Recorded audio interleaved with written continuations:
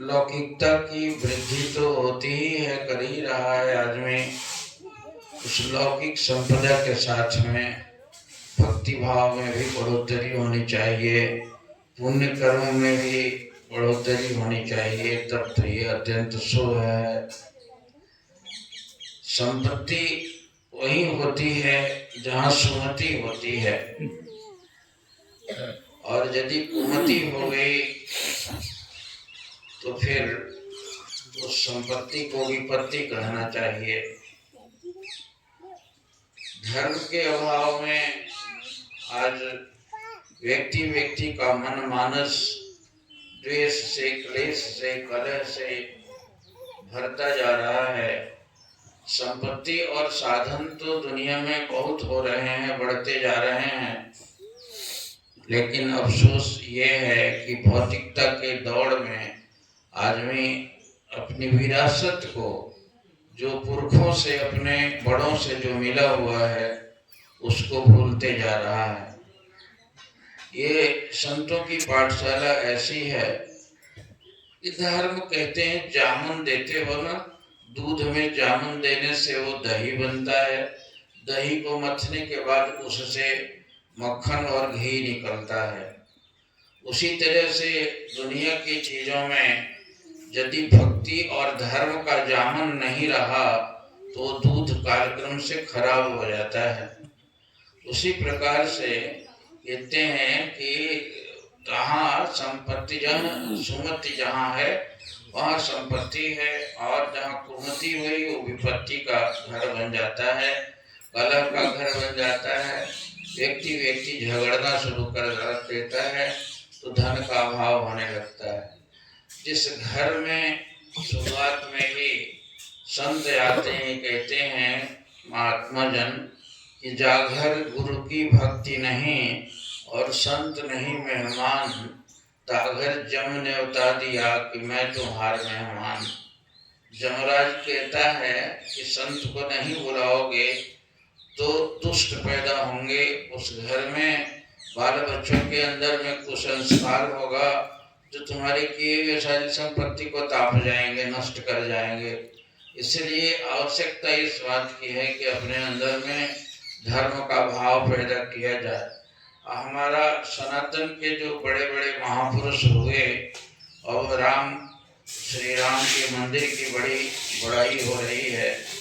मैं बहुत पहले 92 का करीब साल था जो राम मंदिर का आंदोलन शुरू हुआ था, तो बहुत सारे हिंदू के जो प्रतिनिधि थे, विश्व हिंदी परिषद के लोग हमारे पास आए, हमारे आश्रम में, और कहे कि हम यहाँ कोई कार्यक्रम, कोई गोष्ठी करना चाहते हैं, हम राम मंदिर के आंदोलन से जुड़े हुए हैं। तो अब उसमें मुझे भी, अब चूंकि वहाँ शुरू में आश्रम बना हुआ था, तो मैंने कहा कि आ जाइए, स्वागत है आपका, आश्रम धर्म स्थान है तो होना ही चाहिए, धर्म की चर्चा होनी चाहिए। वे लोग आए मजे से, और जैसे तैसे गाड़ियों से उतर के बैठ गए। तो कुछ लोग हमसे कहने लगे कि आप तो इस आंदोलन में, आपका टॉपिक दूसरा है, आप क्या चर्चा करेंगे। हमने कहा कि मैं चर्चा अपने से नहीं करता हूँ, मैं जब चर्चा करने बैठता हूँ और स्मरण आता है अपने इष्ट देव का, तो वहाँ से जो गवर्न होता है, मुझे प्रेरणा होती है, वही बोलता हूँ मैं। इसलिए मैं सोच के नहीं बोलता हूँ। आप देखना कुछ बोलूँगा, वो लोग आ रहे हैं तो मैंने कहा कि देखो, वो आए लोग सीधे से और बैठ गए। मैंने कहा आप ये बताइए कि आपके अयोध्या का मंदिर तो आप बनवा रहे हैं, वैसे वैसे मंदिर तो गांव में सब घरों में अगल बगल में कोई न कोई देव मंदिर, देवालय हुआ करता है, तो आप बगल के देव मंदिर जो है उसमें प्रणाम करने जाते हैं कि नहीं, अपने बाल बच्चों को प्रणाम करवाते हैं कि नहीं। लेकिन निश्चित रूप से आप नहीं करते होंगे।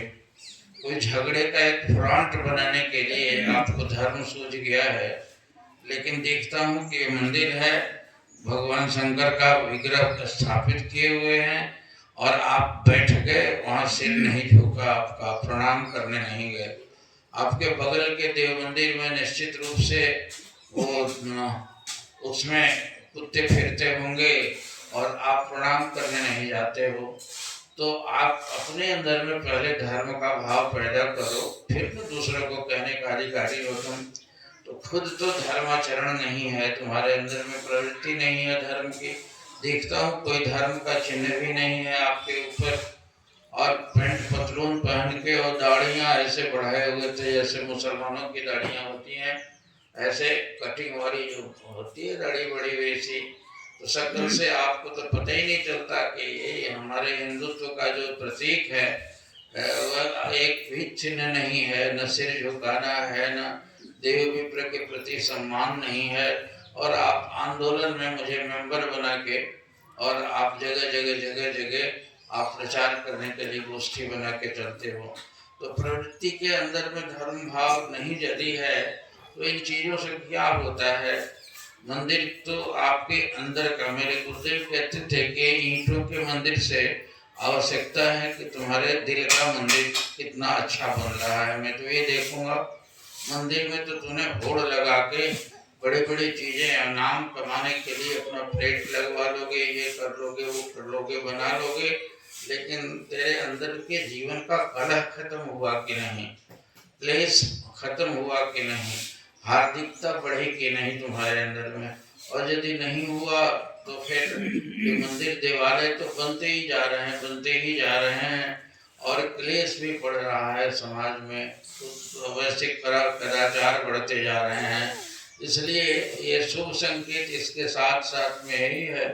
इन धार्मिक स्थानों के साथ में मैं तो कहीं कहीं रामायण वगैरह में बोलने का मौका मिलता है, उन्होंने कहा कि रामायण जैसा आदर्श ग्रंथ, आदर्श चरित्र श्री राम जैसा, कल ही मैं किसी को बोल रहा था कि विश्व के पूरे इतिहास में किसी चीज में राम जैसा उन्नत आदर्श चरित्र तो हो ही नहीं सकता है। अब ये हमारे भगवान ऐसे हैं जो अपने बैरी के भी मित्र थे। जो अब दशकंधर जब मारा गया है, उसको मरने के बाद में खुद लक्ष्मण को भेजते हैं कि जाके तुम उससे शिक्षा ग्रहण करो। वो हंसता है, कहा कि महाराज जिंदगी भर तो उससे बैर रहा, अब उसको तो मार डाले हैं, अब कहते हैं उपदेश लेने के लिए, कहा कि अभी थोड़े प्राण बच रहे हैं, इसलिए जाओ कुछ तो उपदेश ग्रहण कर लो।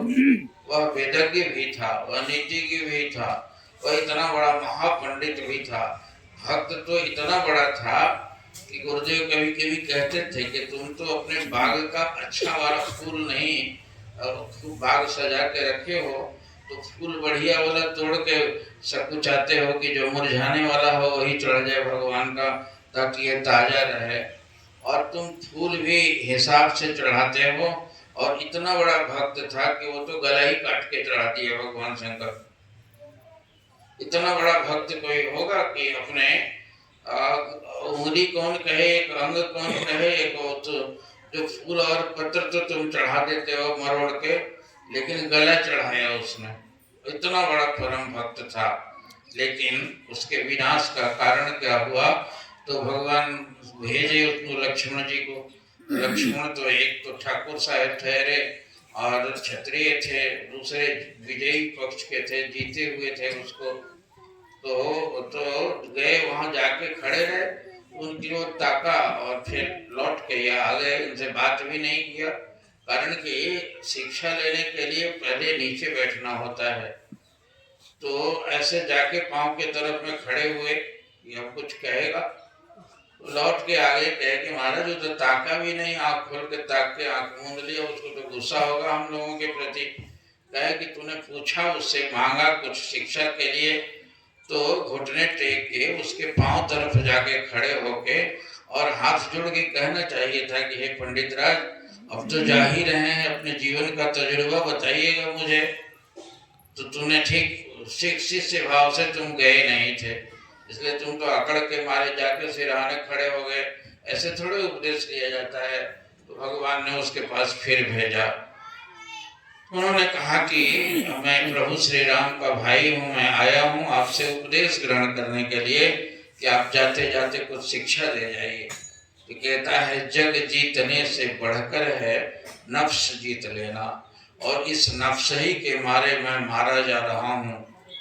कहते कि हे लक्ष्मण, संसार को जीत लेना आसान है, लेकिन अपनी वासनाओं को आदमी नहीं जीत पाता है, अपनी आदतों को नहीं जीत पाता है। इसलिए उसी आदतों के, बुरी आदतों के चलते मैं मारा जा रहा हूँ। तुम तो जवान हो अभी और तेरी वासनाएं, तुम्हारी इंद्रियां सतेज हैं, लेकिन इन पर काबू रखोगे तो जीवन भर जीतोगे। यदि बेकाबू रही तुम्हारी इंद्रियां तो सब जगह हारोगे। यही जीवन का उपदेश तुम्हें बताता हूँ कि जिस घर में फूट होगी वो घर तबाह होगा। बस तुम्हें कह देता हूँ कि फूट जिस घर में होगी वो घर तबाह हो जाएगा, सारा बर्बाद होते देर नहीं लगेगी। और इस तरह से 2-4-5 कहा कि तुम अब तो जवान थक रही है लक्ष्मण, इसलिए तुम्हें ये कह देता हूँ कि तुम्हारे ऊपर एक जवानी आई है। अभी जवान हो तुम, लेकिन इंद्रियों को जीतना, और उन्हीं इंद्रियों के जीतने के लिए सारा धर्माडंबर जो किया जाता है, सारे धार्मिकता का जो एक महाजाल है, धर्म में ये करो, ये मत करो, ऐसे करो, तो ये इंद्रियों को ही कब्जा करने के लिए सिखाया जाता है। इंद्रियां 10 हैं हमारे अंदर में, वह दशानन था, हम भी 10 इंद्रियों के स्वामी हैं। और ये मन साहेब हमारा 10 इंद्रियों से भोग ग्रहण करता है। इसी चलते नाना प्रकार के उत्पात में, उपद्रव में और हर तरह के जगह जगह हमको गिराता है, भटकाता है और ठोकरें खाता है। जो इंद्रियों को जीत लेते हैं वे ही शहंशाह होते हैं। तो ये इंद्रियों के जीतने के लिए गुरु लोगों के पास जाया जाता है। गुरुजन जो है त्याग से, तपस्या से अपनी इंद्रियों को, अपनी माया को काबू करके जीते रहते हैं। इसलिए उन्हीं को अधिकार दिया गया है उपदेश भी करने के लिए। वे उपदेश बताते हैं, दीक्षा मंत्र देते हैं, और वह मंत्र जो है जड़ी है। हमारे दादाजी कहते हैं कि गुरु ने मोहि दीनी अमृत नाम जड़ी। सांप को देखा होगा कि ऐसे तो जड़ी होती है, सांप सफेदा रखता है, वैसे ही जड़ी को तो वो जब फुफकारना शुरू करता है, उस जड़ी को देखे तो जड़ी इसके गंध मात्र से बस उसका फन जो है गिर जाता है नीचे। फिर सिर उठाता है, जैसे जड़ी देखता है नजदीक है। सपेरा देहात में, गांव में आता था पहले, तो एक बड़े मटके में बड़ा अजगर सा किसी को पकड़ के और उसमें बंद किए हुए रहता था कपड़े से। तो डुगी बजाता था, गांव भर के लड़के जुटते थे, आदमी जुटते थे तमाशा देखने के लिए। तो कपड़ा हटावे तो उसमें से इतना फन लेके निकलता था, और वो लोग भागना शुरू करते थे सांप को देख के, और झोले से इतनी सी जड़ी लेके और नजदीक ऐसे ऐसे करते जाता था, जैसे उसके मुंह के निकट हो जाए, तो जैसे कोई नशा हो जाता है वैसे चुप उसमें घुस जाए, और फिर ये हाथ खींचे तो फिर ऐसे फन निकाले और फिर जड़ी दिखाए, फिर नीचे हो जाता था। तो गुरु ने महामंत्र की जड़ी दी, कान में मंत्र दिया जाता है दीक्षा देते वक्त में, और वह ऐसे ही जड़ी है कि उस जड़ी का यदि अभ्यास कर लो तो ये मन काबू हो जाता है, तुम्हारी वासनाएं शांत हो जाती हैं। जो चंचलता है मन का, जो भोगों को ग्रहण करने की इसकी दुष्प्रवृत्ति है, वो प्रवृत्ति काबू में आ जाती है, और उस मन पर कब्जा हो जाने के बाद कहते हैं कि मन जो है ये यदि कब्जा में आ जाए तो तुम तो शहंशाह हो, बादशाह हो, तुम तो भगवान हो। कब्जा में नहीं है, बेकाबू मन है हमारा, इसके चलते हम जीव बने हुए हैं। नहीं तो इसको काबू हो जाने के बाद तो हम तो ईश हैं, हम परमात्मा हैं, हम नारायण ही हैं। यही तो अंतर है जीव में और ईश में, इतना कि वह कहते हैं कि मैं हूँ संसार के हाथों में और संसार तुम्हारे हाथों में। अब सौंप दिया सब भार, भगवान तुम्हारे हाथों में। मैं संसार के हाथ में हूँ और तुमने संसार को पकड़ रखा। संसार का मतलब ये वासनाएं जो संसार से लेता है आदमी, ग्रहण करता है, और उसको कहते हैं कि आप इसको काबू किए हुए हैं और इन वासनाओं ने हमको काबू कर रखा है। इसलिए आप युक्ति बताते हैं, गुरुजन उस जड़ी को देते हैं। उस जड़ी से सूंघने के बाद में हमारा मन जो सांप जैसा फुफकारता रहता है वो शांत हो जाता है। और भजन यदि किया जाए तो जड़ी को लेने, बहुत सारे लोग गुरु मंत्र ले लेते हैं और गुरु दीक्षा और मंत्र का तो मतलब ये समझते हैं कि अब हमें कोई अशुभ होगा नहीं, जीवन में कोई दुख नहीं होगा, दरिद्रता नहीं होगी और कुछ नहीं होगा, और उस सकाम भावना से लेते हैं। लेकिन मकसद उतना ही है कि गुजरी कुछ तकलीफ में या गुजरी अच्छी जिंदगी हर तरह कट जाएगी। इंसान की जिंदगी हर तरह से कट तो जाएगी। हम भी कहते हैं राम राम जपना चाहिए, राम अभी भजन में गाया है, राम नहीं जपोगे तो क्या हो जाएगा, क्या हो जाएगा। अब इसको इतना ही एक लाइन यदि हम सोच रहे हैं, वह राम क्या है, वही मंत्र है, वही परमात्मा है, वही गुरु दीक्षा में प्राप्त होती है। और उसका अभ्यास करने से मन की कुवृत्तियां शांत हो जाती हैं, मन शांत हो जाता है। आप यदि अभ्यास करो, गुरु दीक्षा में कितने लोग, सारे लोग इसमें अधिकांश लोग लिए भी होंगे, उस गुरु मंत्र को जो बताया गया है उसको थोड़ी देर तक 24 घंटे में 10 मिनट करो, आधा घंटा ही बैठ के आसन लगा के आंखों को बंद करके सांसों के साथ में जो प्राण से आयामित करके उसको जपने के लिए प्रेरणा दी जाती है, उसको जपो तो आनंद आ जाएगा।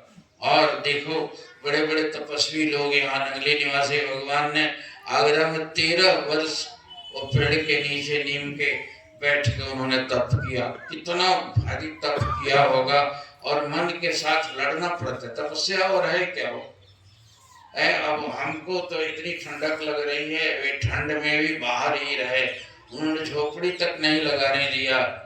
उनके गुरु परमहंस दयाल जी इनको बैठा के चिमटा गाड़ दिए। बाबा लोग आग के और जलाशय के नजदीक में भजन करते हैं, तो अग्नि जी प्रज्वलित करके आज भी वहाँ चिमटा गड़ा हुआ है, धुआं ऐसे होता है। 1902 में उनको पाकिस्तान से उनकी माँ से मांग के ले आए और वहाँ बैठा के अपने जयपुर चले गए। और जयपुर में अपने भी गुफा खोद के घुस गए उसमें, और इनको यहाँ बैठा के गए। बिल्कुल वर्षा हो रही है, वर्षा में बैठे हुए हों, ठंड से ठिठुर रहे हैं लोग और उस ठंड में बैठे हुए हैं। गर्मी, आग जलने जैसी गर्मी है, उस गर्मी में ही बैठे हुए हैं। उनको तो इतने कपड़े भी नहीं होंगे, एकदम भिक्षा करके खाना खाते थे और वहाँ आंख मूंदे बैठे रहते थे। आंख मूंद के क्या करते होंगे। अब एक महात्मा प्रवचन कर रहे थे कि तुम सब लोग कहते हो कि 13 वर्ष तक उन्होंने तप किया, 13 वर्ष तक तप किया, तो 13 दिन तप करके दिखा दो, 13 महीना करके दिखा दो। तुमको तो 13 मिनट भी नहीं बैठा जाएगा, और वो 13 साल रह गए गुरु की आज्ञा पर। और इतना भाग्य भीतर में मन की संकल्पित है, इसको बहिर्गमन यदि है, इसका बहिर्भाव यदि है, तो फिर ये जीव है, ये दरिद्र बना हुआ है, दीनता बनी हुई है, संसार के सामने हाथ पसारते फिरता है। और उस मन की वासनाओं को कब्जा कर लें तो सब कुछ प्राप्त हो गया उनको। और एकदम हड्डी लग गई जब, तो आगरा के लोग बहुत उन्हें ये किया कि उन्होंने चिट्ठी लिखी परमहंस दयाल जी को वहाँ पर जयपुर में कि महाराज बाबा स्वरूपानंद जी इतनी घनघोर तपस्या में मग्न हैं, उनका कष्ट देखा नहीं जाता है। वर्षा हो रही है और बिल्कुल बैठे हुए हैं, गर्मी है उसमें बैठे हुए हैं, शीत है उसमें बैठे हुए हैं। आप आज्ञा दे दीजिए कि हम लोग एक झोपड़ी डाल दें वहाँ। और अब ऐसे करके चिट्ठी लिखा। उनकी तपस्या का हाल देख के परमहंस महाराज जी रोने लग गए, और लोग हैरान हुए कि महाराज आपको रुलाई क्यों आ रही है। कहे कि मैं बैठा के आया हूँ उस बाबा को, और इतनी घनघोर तपस्या में लीन है, इसी के लिए वे लोग आज्ञा करने को कह रहे हैं कि झोपड़ी डाल दें। तो उन्होंने आज्ञा भिजवाई कि आप ज्यादा तपाने की जरूरत नहीं है, जिस चीज को पाने के लिए आपको बता के गया था वह चीज आपको प्राप्त हो गया है। और उनके गुरु ने कहा राम कहो तो राम, कृष्ण कहो तो कृष्ण, नानक कहो तो नानक, और कबीर कहो तो कबीर। राम कृष्ण और नानक कबीर की ऊंची पदवी को पहुंच के प्राप्त करके बाबा स्वरूपानंद जी पूर्ण ज्ञानी महापुरुष हो चुके हैं, सब शक्तियां उनको हाथ में आ गई हैं। अब उनको उठा के ले आओ। तो पालकी में लिटा के कंधे से रुई के फाहे में सेंट से ये करके उनको लिटा के ले गए। कारण की हड्डी बच गई थी, आंखें धस गई थी, सारे दांत उनके झड़ गए थे 50 वर्ष के, 30-35 वर्ष की अवस्था में ही। और इतनी बड़ा योग साधन किया उन्होंने। तो फिर उनको खिला पिला के ये किया। आज सारे संसार में उनकी पूजा हो रही है। अब उनके जाने के बाद इतने सालों बाद 60-70 साल तो उनके समाधि लिए हो गए नंगली साहब में। और आज दिनों दिन भीड़ बढ़ती जा रही है। लगता है कि शक्ति और से और बढ़ती जा रही है। लोगों की मन्नतें पूरी होती हैं, तब तो इतनी लाइन लगा कर लोग दर्शन करते हैं। उन्होंने आशीर्वाद दिया था कि मैं सदैव रूप में बिल्कुल ही नंगली में विराजमान रहूंगा। और आज तुम मुझे देखते हो, मेरे को शीशों में देखोगे। और जो शीशा में उनका दर्शन किया जा रहा है, कितने कितने चमत्कार होते हैं। तो उसी मन को साध लिया उन्होंने। और हमारा मन हमको साधते रहता है, जिसके चलते हम गिरे होते हैं। उसी दशानंद को मारने के लिए गुरु साहब के शरण में जाया जाता है। तो गुरु मंत्र मिलता है, उसका अभ्यास किया जा रहता चाहिए। और अभ्यास के साथ में परहेज करते हुए थोड़ा सा जो खान पान अपना ठीक रखे, संगति को ठीक रखे, पवित्र आचरण करे, पवित्र कमाई करे, पवित्र भाव से कभी देवस्थान में जाए, तीर्थ करे, व्रत करे, ये सब शर्तें बताई गई हैं। तो उस मंत्र के जप में ये अनुकूलता प्राप्त होगी इन चीजों के करने से। तो उसको जप करते करते शक्ति आ जाती है भीतर में। उन महापुरुषों के अंदर में वे अंतर्यामी हो जाते हैं उस अभ्यास को करने से। अब देखो नदी के नहर जा रही है पानी में, और जगह जगह हर 10 फीट पर उसके तट को काट दिया जाए तो थोड़ा सा पानी इधर जाएगा, थोड़ा सा उधर जाएगा, थोड़ा सा उधर जाएगा, थोड़ा सा उधर जाएगा। पानी की धारा अनंत भाव तरीके से बट जाएगी तो पानी में ताकत नहीं होगी। और यदि सब जगह के मुहाने को बंद करके यदि एक जगह काटोगे तो 10 मिनट में बिल्कुल पानी पानी करके रख देगा, जलमग्न हो जाएगा सब। उसी प्रकार से हमारे मन की धारा अनंत जगहों में टूटी हुई रहती है, बिखरी हुई रहती है, जिसके चलते इसमें ताकत नहीं आ रही है। और उन चीजों को, मुहानों को बंद करके साधना से, संयम से, सदनुष्ठान से, अपने सदाचरण से, तो टूटे होने के बाद में जब एक तरफ भी लगता है, उसी को कहते हैं कि उनको सिद्धि मिल गई। तो वो सिद्धि महापुरुष लोग तप करके लगाते हैं। और उसी के अभाव में हमारे अंदर की दुर्दशा, दीनता का कारण एकमात्र यही है कि हमारा मनोनिग्रह ठीक नहीं है। मनोनिग्रह के लिए जो निहायत सतव्रत करने को कहा जाता था, कितने कितने एकादशी करो तो ये करो तो नवरात्र करो, ये सब कराया जाता है। और उसके बाद में तीर्थ करने जाओ, परिक्रमा करो, ब्रज को जाओ, अयोध्या को जाओ, इतने तीर्थ बने हुए हैं। ये सब केवल शर्तें हैं। और इन चीजों की तैयारी के साथ साथ में होगा क्या कि आपका मन निग्रहित होगा। मन निग्रह हो जाने के बाद में इसके अंदर में एक अजगैबी शक्ति, दैवी शक्ति प्रकट हो जाएगी। और वैसे ही करने के लिए गुरु करते क्या है, उस भव सागर से जो अनंत धाराएं हैं, सागर अनंत इच्छाएं हैं, वासनाएं हैं, और इनको नियंत्रित कब्जा करने के लिए वह युक्ति बताते हैं। और उसको श्रद्धा भाव पूर्वक जो शर्तें हैं, तीर्थ व्रत करके सत्संग जरूर करना चाहिए। सत्संग से एक प्रेरणा मिलती है, ताकत मिलती है, एक बल मिलता है। और तीर्थ सेवन करना चाहिए, व्रत करना चाहिए। इन चीजों के करने से अब उसके अंदर में शक्ति जागृत होती है।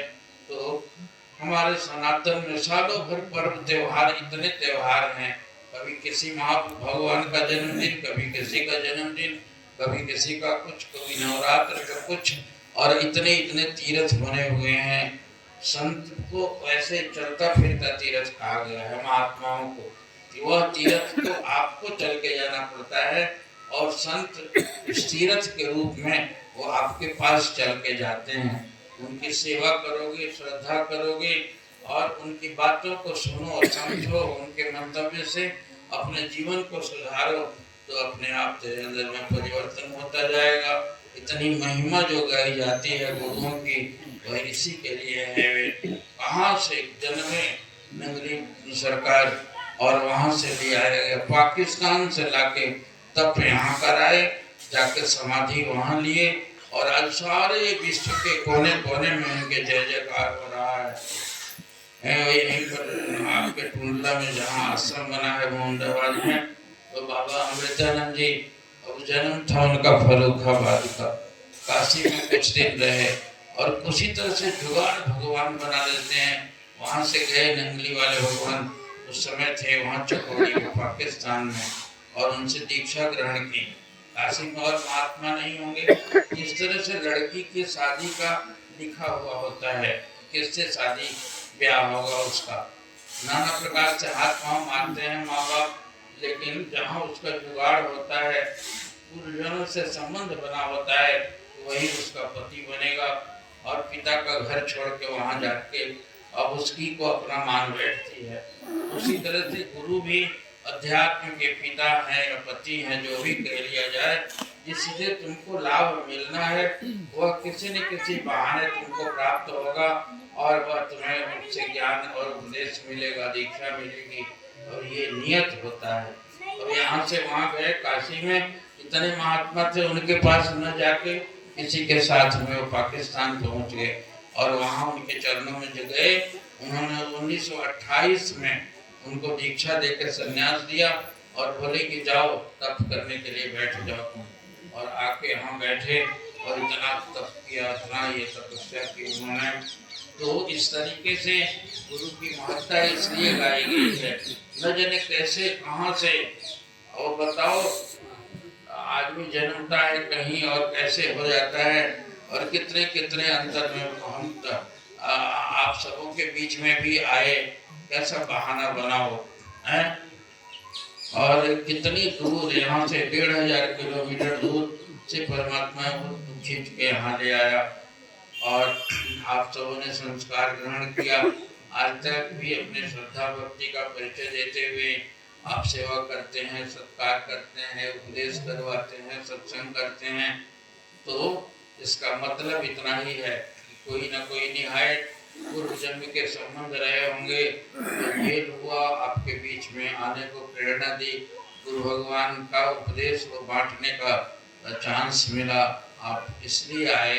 इसलिए वो कुदरती कोई विधान है, उस विधान को स्वीकार करते हुए और आपको अपने जीवन में परिवर्तन लाना चाहिए।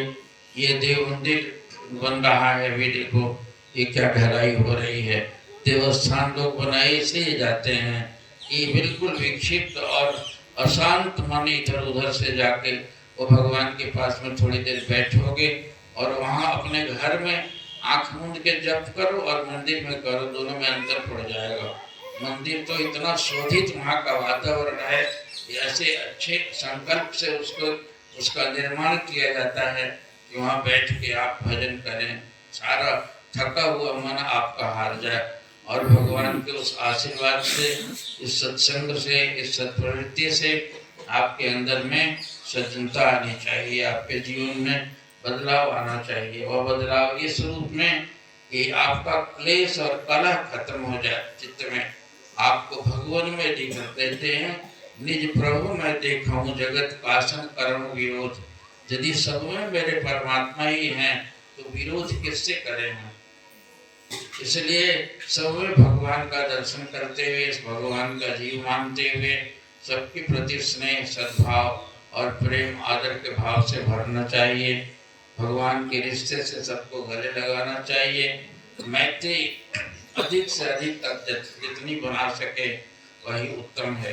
जीवन से कोई भी वैर विग्रह न रह जाए, मरने के दिन तक से ढूंढने पर भी कि मेरा किसी से दुराव है तो उसको मिटा दो, खत्म कर दो। एक महात्मा हुए हैं, मुसलमान फकीर थे, तो वे बादशाह थे। तो बड़ी कहानी है लंबी, पहले कभी कहे भी होंगे। तो राजा अपने महल पे सोए हुए थे, उस उससे कुछ दूरी पर एक साधु सोए थे। तो अब राजा को तो 900 चिंता थी, उनको नींद नहीं लग रही थी, छटपट छटपट कर रहे थे और महात्मा को देखे कि एकदम जमीन पर और कुछ नहीं था, तो ईंटे का एक सिरहाना रख के तकिया और उसके में एकदम खर्राटा भर रहे थे। तो आप देखो ना, घर में भी आपको कोई कष्ट हो, नींद नहीं लगती और बगल में कोई आदमी खर्राटा भर रहा हो, उनको गुस्सा आएगा कि बताओ मेरी जान निकल रही है, ये सोए जा रहा है, मतलब तू भी तुम्हारे जैसा तड़पे, तुम तो तड़प ही रहे हो। तो सवेरे सवेरे राजा उसके पास गया, कहा कि बाबा जी, मैं तो राजमहल में हूँ, मैं मखमल के सेज पर हूँ मैं, और इतना बढ़िया से खा के मैं सोया था, तुम तो भीख की रोटी खा के और जमीन पर सोए थे और रात भर तुमको नींद लग रही थी, हम तो रात भर सो नहीं सके। तो ऐसा कोई धन है तुम्हारे पास जो हमको कुछ दे दो कि हमको भी नींद लगे? कहा कि हाँ है तो सही। कहा कि मैं तो परेशान हूँ, मैं अनिद्रा, जितने जितने ऐश्वर्यशाली लोग हैं अमेरिका वगैरह के लोग, बिना गोली को उनको नींद नहीं लग सकती है। बहुत जाने के बाद गोली भी एडिक्शन हो जाता है, तो उसके बाद गोली खाने पर भी नींद नहीं लगती है। दुश्चिंता के मारे यह ऐश्वर्य जो है सुख नहीं दे सकता है। कहते हैं कि ये तुम्हारा धन जो है, किसी के घर में मैं गया था, वहाँ लिखा हुआ था कि the wealth can give you luxuries but not pleasure। Luxury का सामान तो दे देगा धन, लेकिन आनंद नहीं देगा, चैन नहीं देगा। The wealth can give you medicine but not health। दवा उनको दे सकते, खरीद सकते हो दवा, लेकिन स्वस्थ हो जाओ ये भी कोई गारंटी नहीं है। वह बुक्स दे सकता है लेकिन ब्रेन नहीं दे सकता। तो ये धन के अंदर में एक सीमा है। तो उसने कहा कि आपके पास कोई जरूर धन है जिससे आप इतने सुखी रहते हो, सुख के साधनों के अभाव में भी तुम सो रहे थे और मुझे तो नींद ही नहीं लग रही थी, तो धन थोड़ा दे दीजिए ना। आगे मैं जो चाहूंगा, जो तुम्हारे कलह का कारण है उसको हटाना पड़ेगा राजन, तुम नहीं हटा सकते हो। कहीं नहीं हटाऊंगा, मैं मर रहा हूँ, मुझे उपाय बताइए। कहे कि ये राजसी कपड़ा उतार दो, सारा रख दो सामने। कहा रख दिया, गुदड़ी पहना दिया उसको, कहा कि ये ले लो और जाके गली में फेरा लगा लगा के वो तम्बाकू बेचता था, या भिक्षा करके ले आओ, फिर मेरे साथ रहो, उनको पात्रता देखूंगा तब तुम्हें धन दूंगा मैं। 12 बरस तक उस राजा को भिखारी जैसा फकीर बना के, चेला बना के बाबा जी घुमाते रहे। तो उन्होंने कहा कि तुम जाके, और धन तो तब मिलेगा जब अपने राज यार पीछे वाला तो तुम जाके लोगों से क्षमा मांग के आओ अपने राज्य में। कारण कि यदि किसी के प्रति किसी को जरा भी कोई बैर भाव रहेगा तो भगवान उसको स्वीकार नहीं करेगा। तुमने तो भगवान के ही जीव से, भगवान के प्राणी से तुमने तो द्वेष पाल रखा है, तुमने तो झगड़ा पाल रखा है, इसलिए तुमको कृपा नहीं मिल सकती। भगवान उसी पर कृपा करता है जो कृपा का अधिकारी होता है, जिसके जीवन में कोई बैर विग्रह रह ही नहीं जाता है। तो जीवन के अंत तक से ऐसी कोशिश करनी चाहिए। आप अपने आचार को, व्यवहार को, मेरे गुरुदेव कहते थे कि जैसे जीवन की गाड़ी के 2 पहिए हैं, एक व्यवहार का और एक परमार्थ का। परमार्थ बनाने तो जा रहे हो कि हम जाके तीर्थ कर लेंगे, ये कर लेंगे, तो परमार्थ बन जाए। लेकिन व्यवहार यदि गंदा है, व्यवहार में जगह जगह फंसते चलते हो, जगह जगह उलझते चलते हो, जगह जगह झगड़ा फसाद करते चलते हो, तो तुम्हारा परमार्थ तो ऐसे गिर जाएगा। इसलिए परमार्थ बनाने की चीज नहीं है, उसके लिए कुछ मत करो, तुम अपने व्यवहार को भगवान में बना लो। हर प्रभु के प्राणियों से, परमात्मा के रिश्ते से तुम प्रेम करने लगो, तुम्हारा परमार्थ बन जाएगा, तुम्हारा मन में ज्योति प्रकट हो जाएगी, समझ लो कि भगवान तुम्हें मिल जाएगा। नर में नर ही तो नारायण है, और उस नर से द्वेष यदि रखते हो, दुराव रखते हो, तो भगवान से भी दूरी बन जाती है तुम्हारी। इसीलिए भगवान के प्राणियों को अपना समझ के उसके प्रति प्रेम करो, आदर करो और सबको स्नेह बांटो, सबको सद्भाव दो, सबका भला चाहो, बुरा किसी का मत सोचो। ऐसे ही धर्म की यही प्रेरणा है, धर्म का यही उपदेश सारे संत घूम घूम के करते हैं। संत लोग इतने पूजित क्या है, हम में तुम में क्या अंतर है? तुम सभी मेरे अपने हो भगवान के नाते से। मैंने तो अपना जो जन्मे होंगे कहीं, वो तो सब तोड़ दिया, मिटा दिया, सब कर दिया, खत्म कर दिया। अब तो इतने बड़े परिवार के साथ जुड़ के रहता हूँ मैं, और इस सबको ही अपना समझता हूँ। ये परिवार का बंधन मुझे बंधन नहीं बनाता। खुदा की दुनिया और खुदी की दुनिया होती है। खुदा का दुनिया मतलब खुदा परमात्मा को कहते हैं, जो परमात्मा की दुनिया है, और खुदी की दुनिया हमारा बेटा है, हमारी पत्नी है, या हमारा पोता है, यही चार गो है, वो हमारी खुदी की दुनिया है। खुदी मतलब मेरा अपना दुनिया तो उतना ही है, और खुदा का दुनिया तो सारा संसार है, गांव है, बस्ती है, नहीं तो पूरा विश्व ही तुम्हारे परिवार का है। और खुदा की दुनिया कुछ नहीं बिगाड़ती है, वह चिंता नहीं देती है, चिंता तो अपनी दुनिया में होती है। गुरुदेव कभी कभी कहते थे कि तुम्हारा पालतू कुत्ता यदि मर जाए तो उस दिन खाना छोड़ दोगे तुम। अरे कितना कीमती लाया था, चाट चाट के उसको खिलाता था, मेरा इतना प्यारा कुत्ता था, और उसको सबसे कहते फिरोगे, और अखबार में निकल जाए कि अमेरिका का राष्ट्रपति मर गया, तो उसके लिए तुम्हें दुख नहीं होगा। इसलिए कि राष्ट्रपति इतना कीमती होगा, आखिर दुनिया से चुन के वहाँ का इतना बड़ा शासक है वो, तो उसके मरने से तुमको दुख क्यों नहीं? और तो कुत्ता से भी खराब है क्या राष्ट्रपति हो तुम्हारा? लेकिन वह भगवान की दुनिया का है, और कुत्ता तुम्हारी दुनिया का है। तुमने मेरा मेरा मेरा मेरा कर रखा है, तो दुख से यदि छूटना चाहो तो इस ममत्व के दायरे से बाहर निकलो, उस परमात्मा की दुनिया के प्रति प्रेम करना सीख लो। तुम्हारा तो सारा ऐसे ही बिल्कुल जीवन का कुल कलह ही खत्म हो जाएगा, लेकिन वो नहीं कर पाता है। गुरुजन, भक्तजन, महात्मा जन, संत जन यही सिखाते हैं, उनके जीवन से यही प्रेरणा लेने की चीज है कि मैं उस परमात्मा की दुनिया में रचता बचता हुआ मैं खुश रहता हूँ, आनंदित रहते हूँ, और तुम अपने दो परिवार के अपने अपने दुनिया को बना के तुम दुखी रहते हो। इसलिए प्रेम करो, सबसे करो, दुराव मत करो, किसी से द्वेष मत करो, वैर मत ठानो। ये भगवान नाराज होंगे यदि भगवान के जीवन से प्रेम नहीं करोगे। तो भगवान को खुश करने के लिए बस नारायण के रिश्ते से जितने दुनिया के जीव मिले हैं, सुबह से शाम तक व्यवहार ऐसे करते करते हुए तो सबका भला चाहने लग जाओ, सबको सद्भाव बांटो, और सबके प्रति स्नेह छुओ से भरे रहो। अब यही अंतर पड़ता है, यही महात्मा जन के जीवन से प्रेरणा मिलती है।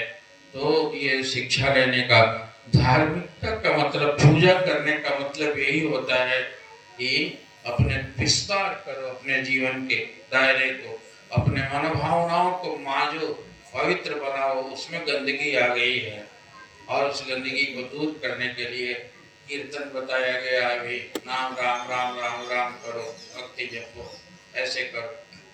महात्माओं का जीवन देखो, बनारस में मैं होता था जब, तो कभी कभी बहुत पहले की बात है, तो मैं एक डॉक्टर थे, हमारे विधायक भी थे उत्तर प्रदेश शासन के, उनके घर में ठहरता था। मेरे महाराज जी के उपदेशी थे।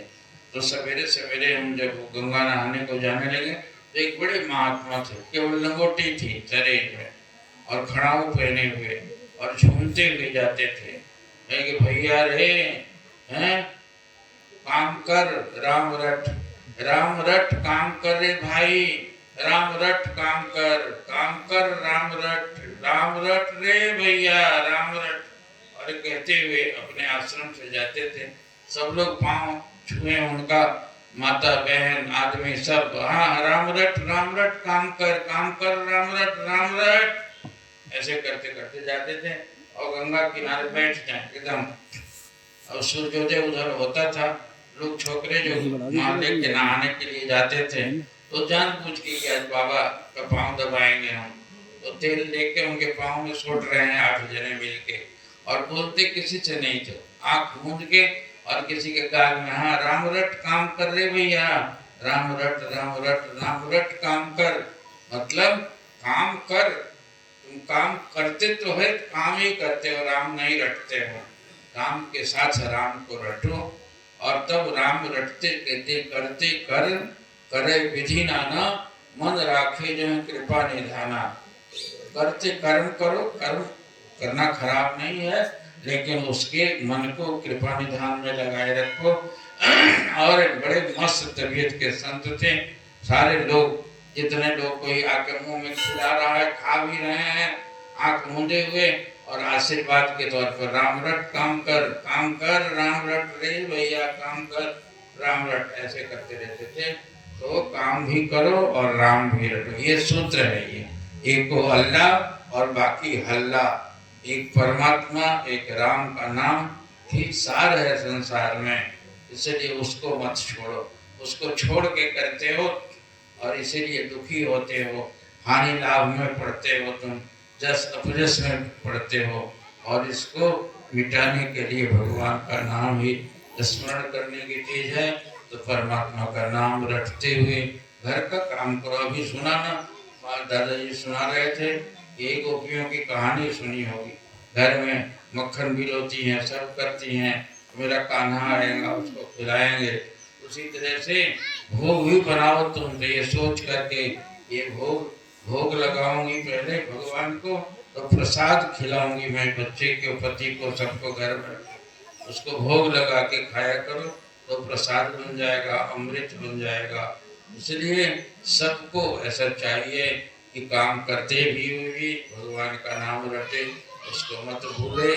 गुरु दीक्षा से प्राप्त मंत्र का साधन करे, भजन करे, सेवा करे, दान करे, उपकार करे, इससे जीवन बनता है।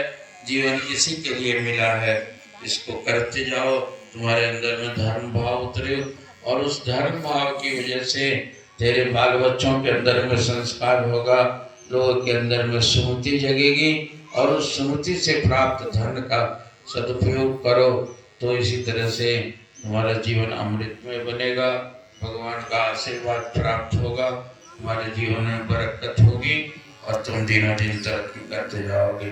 भगवान कृपा करें सबके ऊपर, सबको स्नेह, सद्भावना और सन्मति प्रदान करें।